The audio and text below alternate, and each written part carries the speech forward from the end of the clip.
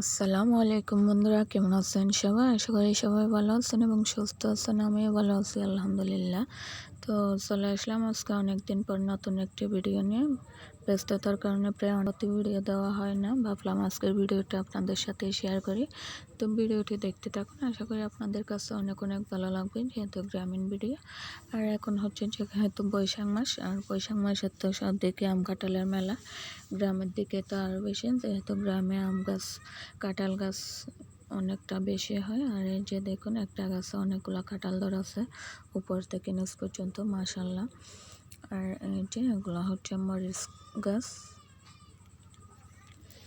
আসলে গ্রামে থাকার মজাটা হচ্ছে আলাদা। দেখুন কত সুন্দর শান্ত সৃষ্ট, চারিদিকে সবুজ প্রকৃতি, দেখতে অনেকটা ভালো লাগতেছে।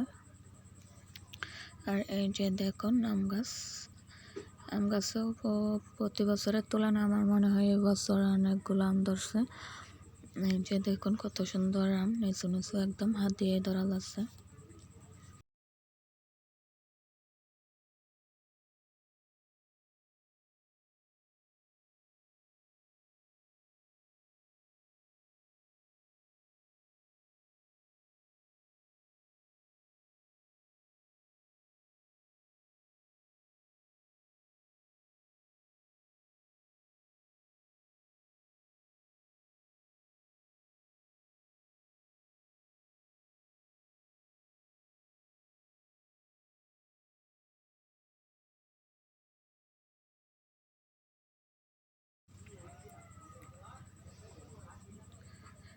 এই যে দেখুন মরিচ গাছে মরিচ ধরে আছে। আর এগুলো হচ্ছে দুন্দলের ক্ষেত।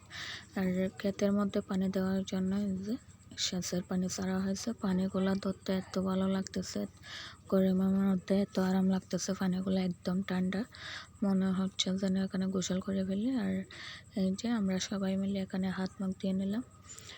এই যে এদিকে মরিচ পাকতেছে, সবগুলো এখনো পাকে না, দু একটা এরকম পাকতেছে। আর এই যে দেখুন পানিগুলো খুব সুন্দর লাগতেছে। গরমের মধ্যে পানিগুলো এত আরাম লাগতেছে, মনে হচ্ছে যেন এখানে বসে থাকি।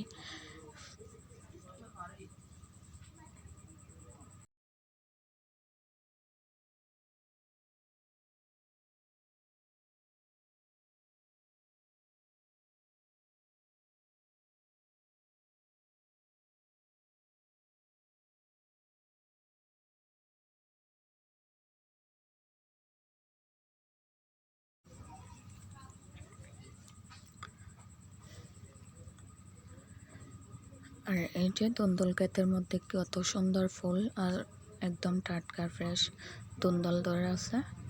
আর গরমের মধ্যে একটা আরামদায়ক তরকারি হচ্ছে, খাবার হচ্ছে দুন্দুলের তরকারি। চিংড়ি মাছ দিয়ে রান্না করলে এই দুন্দুল তরকারিটা অনেকটা মজা লাগে, আমার কাছে তো খুবই ভালো লাগে দুন্দুলের তরকারি। আর দুন্দুলকে আমাদের এখানে চট্টগ্রামের ভাষায় পোরল বলা হয়। আর এই যে দেখুন এদিকে হচ্ছে অনেক বড় একটা এই যে তেঁতুল গাছ দেখুন। আর আমরা এখানে তেঁতুল ঢোকাচ্ছিলাম, আর তেঁতুল তেমন একটা নেই গাছের মধ্যে, সবগুলো ধরে গেছে, দু একটা মনে হয় আছে। যে আমি তেঁতুল তেমন একটা খাই না, তারপরে টোকাইতে কেমন জানি ভালো লাগে।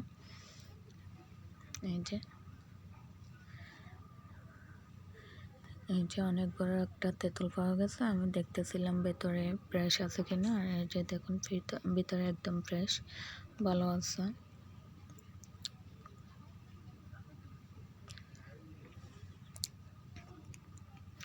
আর এই যে কথা বলতে বলতে চলে আসলাম আমাদের সবজি ক্ষেতে। আমাদের সবজি ক্ষেতে তেমন একটা সবজি নেই।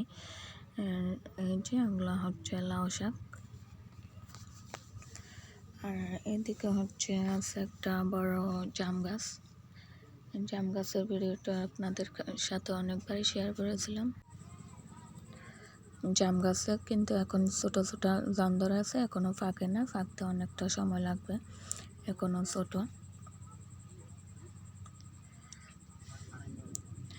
আর এই যে দেখুন পুকুরের পানিটা একদমই শুকিয়ে গেছে, বৃষ্টির সময় আবার ভরে যাবে পুকুরের পানিতে।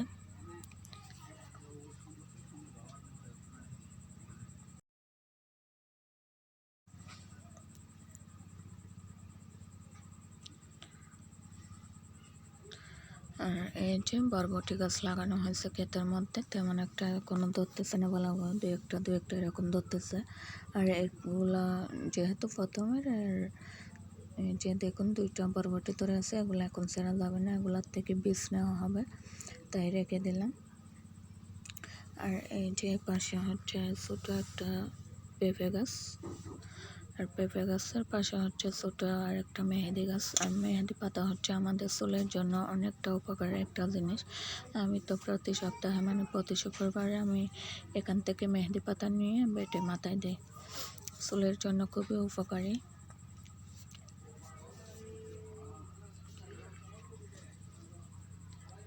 আর এই যে দেখুন মেহেদি গাছের পাশে হচ্ছে ছোট্ট একটা মরিচ গাছ। এই মরিচগুলোকে কী নামে চেনেন আমাদের কমেন্টে অবশ্যই জানাবেন। আর এই মরিচগুলোকে আমাদের এখানে বলা হয় দানা মরিচ। মরিচগুলো দেখতে ছোটো হলেও এগুলো কিন্তু অনেকটা বেশি পরিমাণে ঝাল। এই যে দেখুন এখনও ফুল আসতেছে, তেমন একটা ভালোভাবে ধরে নিয়ে 2-একটা ধরতেছে, তাও অনেকটা ছোটো।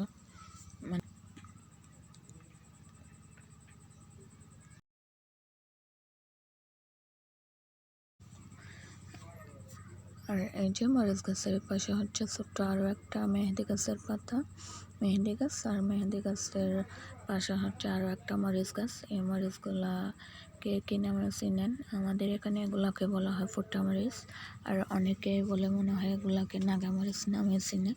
এই যে দেখুন এখানে কয়েকটা মরিচ পাকছে, এই মরিচগুলো আমি ছিঁড়ে নিয়ে যাব। আর আমাদের এখানে মরিচগুলো বেশিরভাগ খাওয়া হয় কচু শাক দিয়ে। কচু শাক দিয়ে রান্না করলে অনেকটা বেশি মজা লাগে, ভালো লাগে খেতে, স্মেলটা অনেক ভালো আসে। আর এই যে দেখুন 3-4টা মরিচ পেকে আছে, এগুলা নিয়ে যাব কচু শাক দিয়ে রান্না করার জন্য।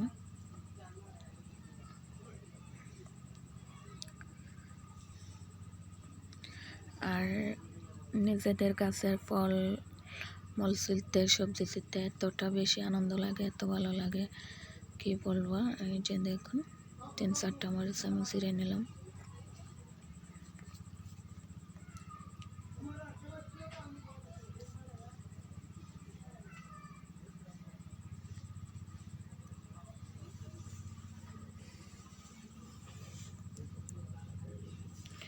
আর এই যে মরিচগুলো দিয়ে রান্না করার জন্য আমি এখান থেকে কচু শাক তুলে নিব, পুকুর পাড়ের একদম ফ্রেশ টাটকা কচু শাক। সব জায়গার কচু শাক আমার আবার খেতে ভালো লাগে না তেমন একটা, এখানে ফ্রেশ একদম পরিষ্কার জায়গাটায় তুলে নিলাম।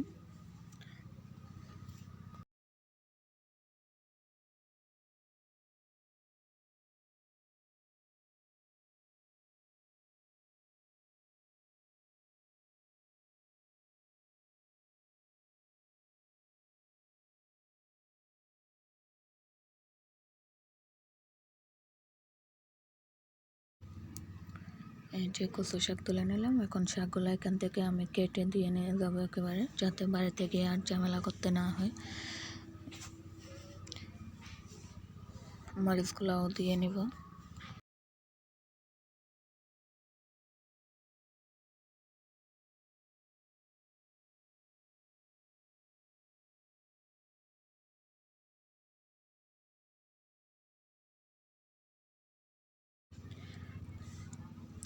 আর এই যে সবজিটা কে কে চিনেন অবশ্যই জানাবেন। এটা হচ্ছে এক ধরনের বেগুন, আমরা গুটি বেগুন নামে চিনি। এই বেগুনগুলা দিয়ে ভর্তা করলে কিন্তু খেতে অনেকটা মজা হয়। অনেকেই হয়তো চিনেন না এই সবজিটা, কারণ এটা গ্রামের মানুষেরাই বেশিরভাগ চিনে। গত একবার ভিডিওতে আমি এই বেগুনগুলা দেখিয়েছিলাম, অনেকে জিজ্ঞেস করেছিল আপু এটা কী সবজি, এটা কীভাবে খাই। আসলে এটা কীভাবে খাই এটা রেসিপি আমি আপনাদের সাথে একদিন শেয়ার করব। এই যে দেখুন এগুলা হচ্ছে খাই ভর্তা করে, এগুলা গ্রামের মানুষেরাই বেশি চিনে। এই যে আমি বেশ কয়েকটা নিয়ে নিলাম, এগুলা বেশি দিন রাখলে বাতি হয়ে যাবে, বেশি হয়ে যাবে, খেতে তেমন একটা ভালো লাগবে না, তাই আমি সবগুলাই নিয়ে নিলাম ভর্তা করার জন্য। আর এখন হচ্ছে এগুলা নিয়ে সোজা চলে যাব বাড়িতে। এই যে বাড়িতে আসার পর যেহেতু আস্তে আস্তে অনেকটা দেরি হয়ে গেছে, দুপুর হয়ে গেছে, তাই আমি রান্নাটা বসিয়ে দিব। আর কচু শাক রান্নার গুটি বেগুন ভর্তার রেসিপিটা আমি পরবর্তী ভিডিওতে আপনাদের সাথে শেয়ার করব। এখন শেয়ার করলে হয়তো ভিডিওটা অনেকটা বেশি বড় হয়ে যাবে। আর যেহেতু রান্নার টাইমটা হয়ে গেছে, তাই আমি আগে রান্নাটা বসিয়ে দিলাম। আর এই যে চুলার মধ্যে রান্না বসিয়ে দিয়ে আমি পেঁপে কেটে নিলাম। পেঁপেটাও হচ্ছে আমাদের ক্ষেতের, অনেকটা মিষ্টি পেঁপেগুলা খেতে। আর এই যে কচু শাকে দেওয়ার জন্য আমি মরিচগুলা কুচি কুচি করে কেটে নিলাম।